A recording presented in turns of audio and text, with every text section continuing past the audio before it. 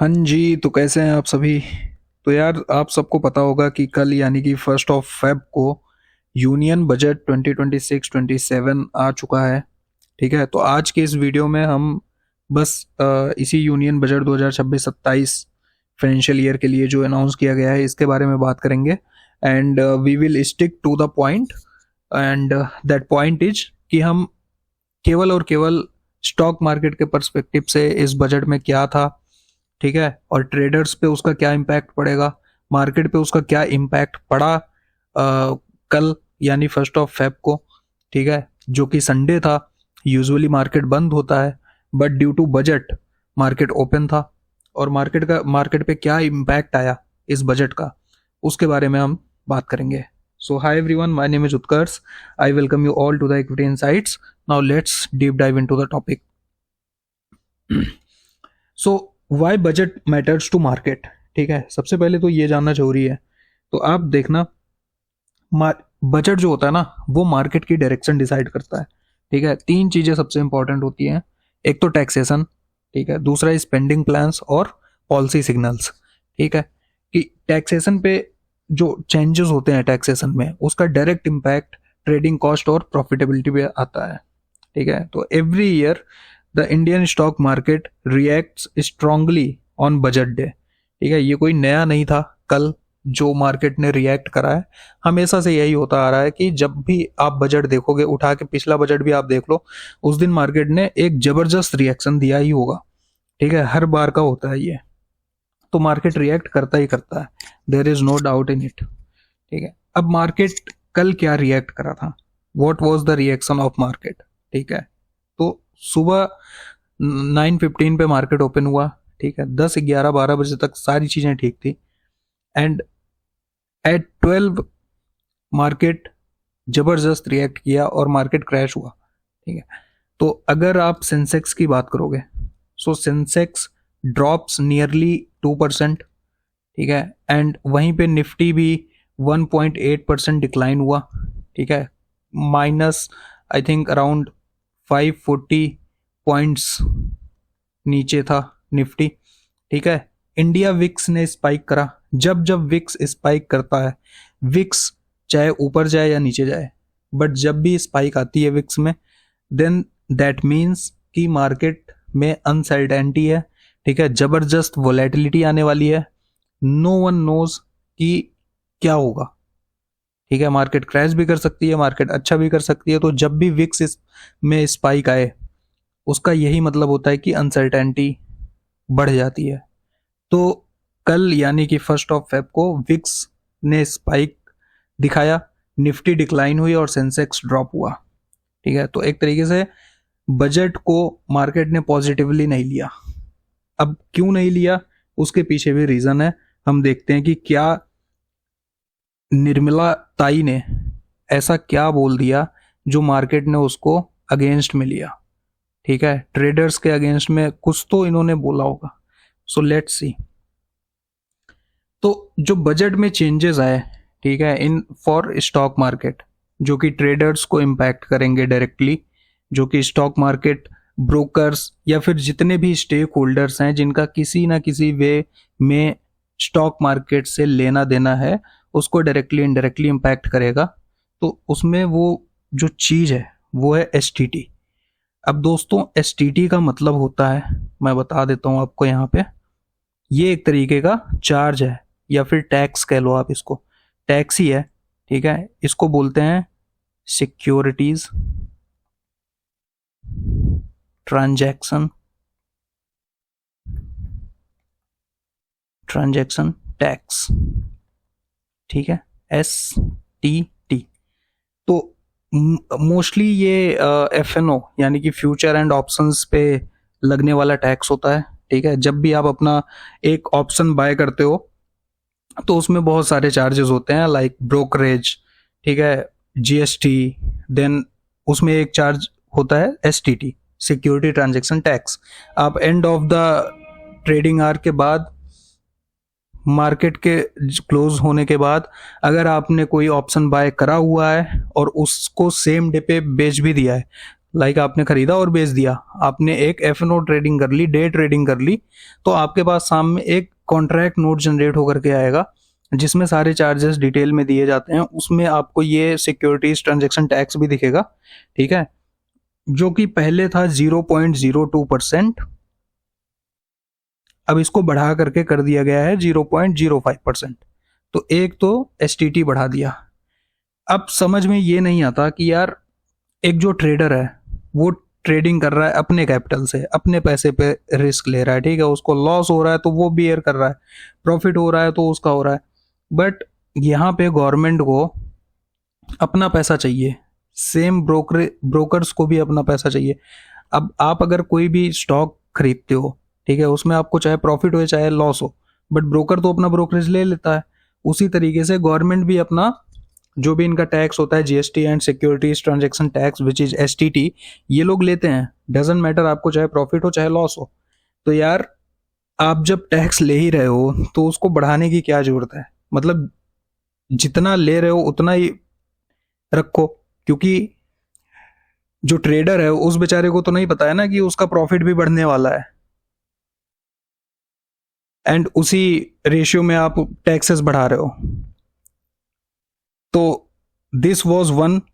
And second, जो options पे STT बढ़ा हुआ है वो पहले था 0.1%, इसको बढ़ा करके इन्होंने कर दिया है 0.15%, ठीक है। अच्छा, एक जो सबसे इंपॉर्टेंट बात है वो ये है कि these changes are not effective, अभी तक ये इफेक्टिव नहीं है, ये इफेक्टिव होंगी 1 अप्रैल 2026 है, ठीक है, इफेक्टिव डेट 1 अप्रैल 2026। तो 1 अप्रैल 2026 यानी कि जब फाइनेंशियल ईयर स्टार्ट होगा तब से ये सारी चीज़ें इफेक्टिव होंगी, ठीक है, लागू कर दी जाएंगी।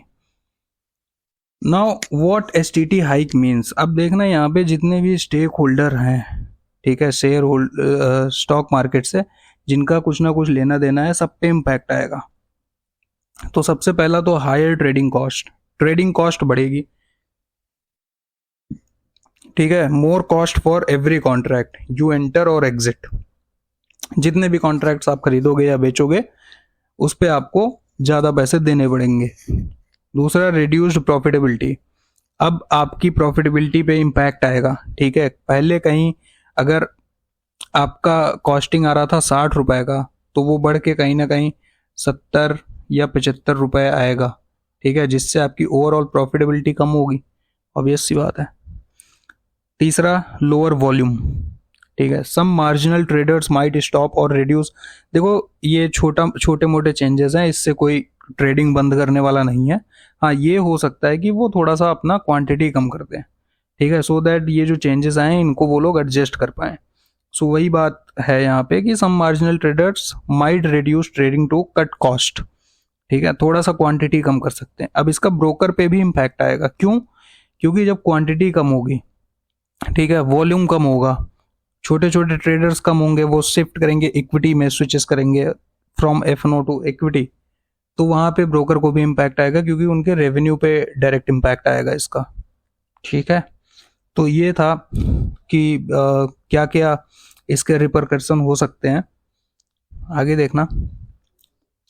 अब ये जो चीज़ें होंगी ना, इससे एक बहुत बड़ा लिक्विडिटी मिसमैच क्रिएट हो जाएगा, ठीक है, जिससे बिड आस्क स्प्रेड बहुत ज़्यादा बढ़ जाएगा, ठीक है, ऑर्डर टाइमली पंच नहीं हो पाएंगे, ठीक, बायर और सेलर्स के बीच का स्प्रेड बहुत ज़्यादा बढ़ जाएगा, उसका रीज़न यही होगा, ठीक है, हर ट्रेड महंगा हो जाएगा, ठीक है।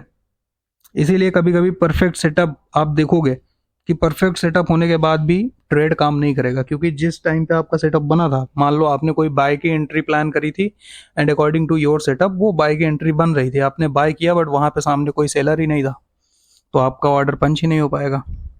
उसके पीछे का रीज़न यही होगा, लिक्विडिटी मिसमैच, ठीक है जी। ट्रेडर्स का क्या सेंटीमेंट और फियर था?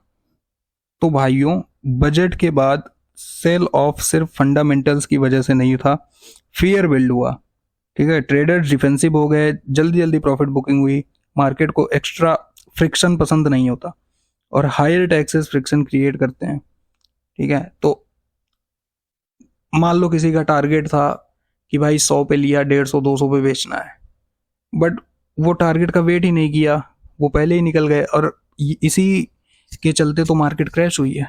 निफ्टी और सेंसेक्स दोनों ही क्रैश हुए हैं। ठीक है, तो ट्रेडर का सेंटीमेंट भाई बिल्कुल ही खतरनाक था, डर गए थे लोग, और लोगों ने भर भर के बेचना शुरू किया, जिससे मार्केट रिएक्ट की और क्रैश हुई। अब देखना बजट के बाद कौन कौन से ऐसे सेक्टर हैं, ठीक है, जिन्होंने गेन किया। नॉट ऑल सेक्टर्स लॉस्ट, कुछ ऐसे सेक्टर्स थे जिनके स्टॉक ने बहुत अच्छा परफॉर्म करा। ठीक है, अगर हम बात करें आईटी एंड क्लाउड की, तो आईटी एंड क्लाउड के जो स्टॉक्स हैं उन्होंने अच्छा खासा जंप देखा। ठीक है, इसके अलावा इलेक्ट्रॉनिक सेक्टर, क्योंकि इलेक्ट्रॉनिक को 40,000 करोड़ का आउटले प्रपोज करा गया है निर्मला ताई द्वारा। ठीक है, तो इलेक्ट्रॉनिक सेक्टर के कुछ चुनिंदा स्टॉक्स ने बहुत अच्छा परफॉर्म करा है आफ्टर बजट। और इसके अलावा टेक्सटाइल, ठीक है, क्योंकि एक नया इन्होंने मिशन लेकर के आई हैं टेक्सटाइल इंडस्ट्री को सपोर्ट करने के लिए, जिसको बोला जा रहा है सामर्थ 2.0। ठीक है, विच सपोर्ट टेक्सटाइल इंडस्ट्री। तो इसके चलते टेक्सटाइल के कुछ स्टॉक्स ने बहुत अच्छा परफॉर्म करा है। ठीक है, तो ये कुछ सेक्टर वाइज परफॉर्मेंस मैंने बताया आपको। Now what traders should do next. तो भाई क्योंकि एसटीटी बढ़ा है, ठीक है, तो आपको अपना पूरा कैलकुलेशन दोबारा से करना पड़ेगा। You have to recalculate your trade. ठीक है, कॉस्ट एडजस्टमेंट्स करने पड़ेंगे, टारगेट्स और एसएल्स रीडिफाइन करने पड़ेंगे। ठीक है, एंड आपको अपनी स्ट्रेटजीज भी दोबारा बनानी पड़ेंगी। ठीक है, एंड इसके अलावा मे भी कुछ बहुत सारे लोग ऐसे होंगे जो एफएनओ छोड़ करके इक्विटी में या फिर प्योर कैश में शिफ्ट होने के लिए सोच रहे होंगे। कर सकते हैं, कोई इशू नहीं है, क्योंकि एफएनओ का कोई भरोसा नहीं है, अलग अलग चेंजेस आते रहते हैं यहाँ पे। ठीक है, लॉन्गर टर्म में अगर आप देखोगे तो वोलेटिलिटी डजंट लास्ट। ठीक है, मार्केट कभी भी वोलेटाइल इतना टाइम तक नहीं रहता है।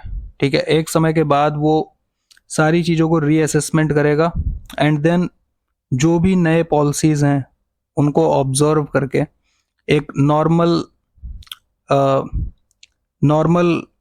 यू कैन से ग्रोथ में या फिर नॉर्मल डेज जैसे बिहेव करने लगेगा।